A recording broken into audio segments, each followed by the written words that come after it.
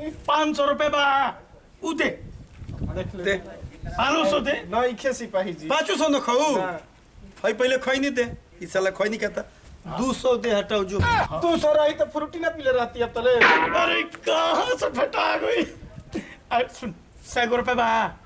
100 गो रह है हाँ ओकर के 80 रुपए एक पर दारू पिए नहीं है 20 गो बचल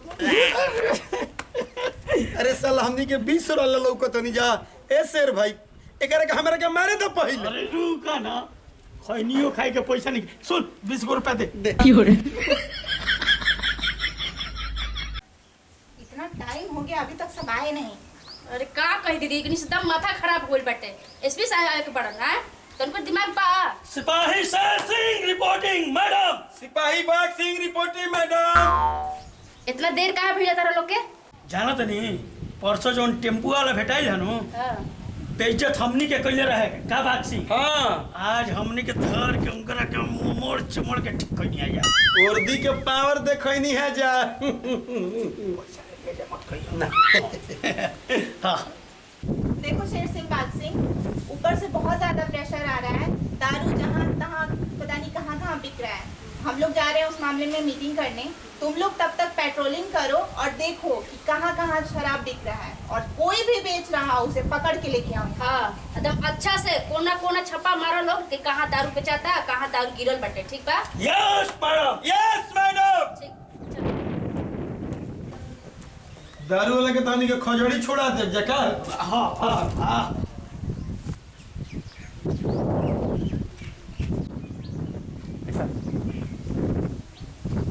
ये बात कैसे सिंह अरे मर्दे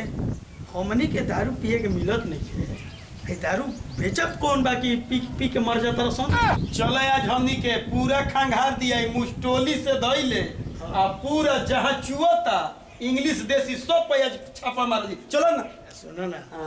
छापा मार के का करबा जेल में जगह बा पैसा लेके छोड़ दिए या कह दिए कि ना मिलला ओजे चल जाई के सेटिंग कइल जाई चलो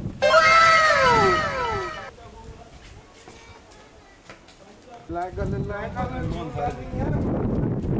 सुनो इधर आओ कहाँ से आ रहे हो जी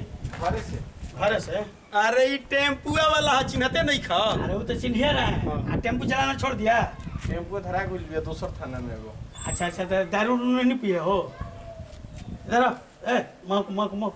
मको होते ने एगर कान महकत नहीं हम बहुत बहुत महकत ओ है महका दारू पिया है जी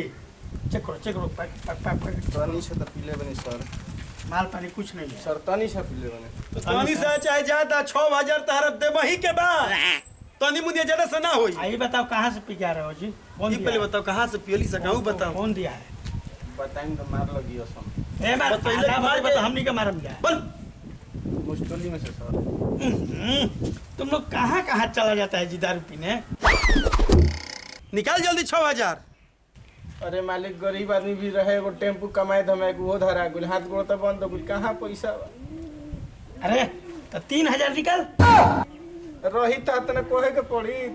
अब तू खइबा मार जान गिला नो नहीं खेता हाँ पिए खरीबा आई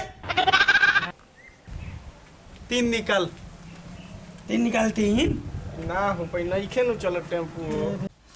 अरे 6000 नहीं के 3000 निकल 2000 कम से कम निकाल अरे सिपाही जी रही तरह के दे ना देती हम ओहो ये कैसन ए शेर भाई मम्मीले खत्म करे रे हाँ 1000 गो निकल 1000 दे अगर वो सिपाही जी मजाक करत नहीं हमरा से 1000 रही तो हम महुआरी पियती ललका ना पियती मारो ज्यादा हमके बुरबा का बुझली सा 500 रुपए बा उदे देख दे ले 500 दे नहीं खे सिपाही जी 500 न खाऊ ना। भाई पहले खैनी दे इस साला खैनी कहता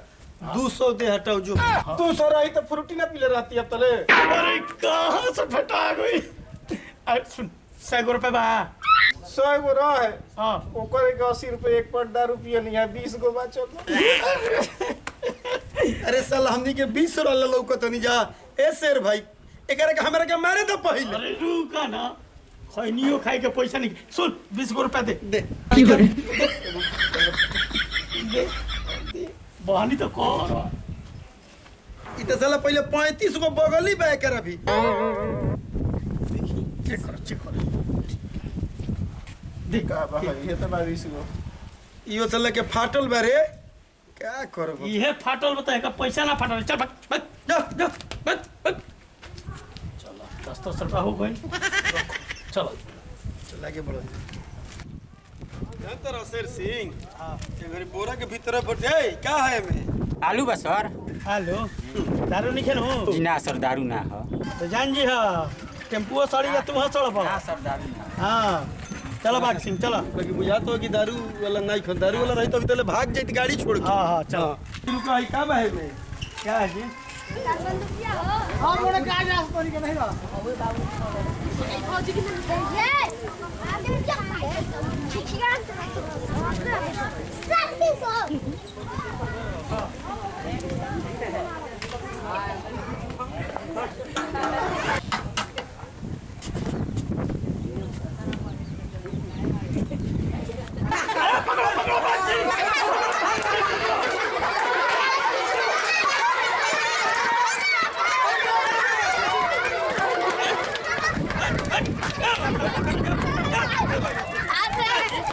अपना घर है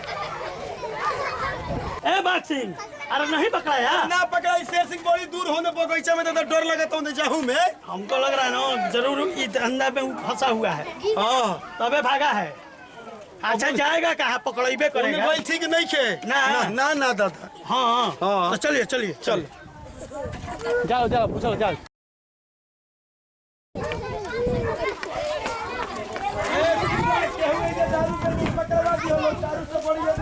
गेहूं बेची हमने भी खबर दे दी हम लोग ठीक नु हाँ ये सब जब तू लोग पकड़वावे लगबू तो सब ठीक हो जाई 112 पर फोन कर दिया ना तो जितना आदमी आवत कमा के सब दारू पी के खत्म हो जाता भूखमरी हो जाता कितना लोग दारू पी के मर गई हाँ तो तू ध्यान दिया बुढ़ियो ठीक नु ठीक बा चलो बाग सिंह सब लोग सुन लेबे हाँ कोई दारू ना पी आने के बेचे के हाँ ठीक बा अगर आप लोगों को वीडियो अच्छा लगा हो तो आप लोग वीडियो को लाइक कीजिए, चैनल को सब्सक्राइब कीजिए और अपना ढेर सारा प्यार दीजिए। Love you all, thank you.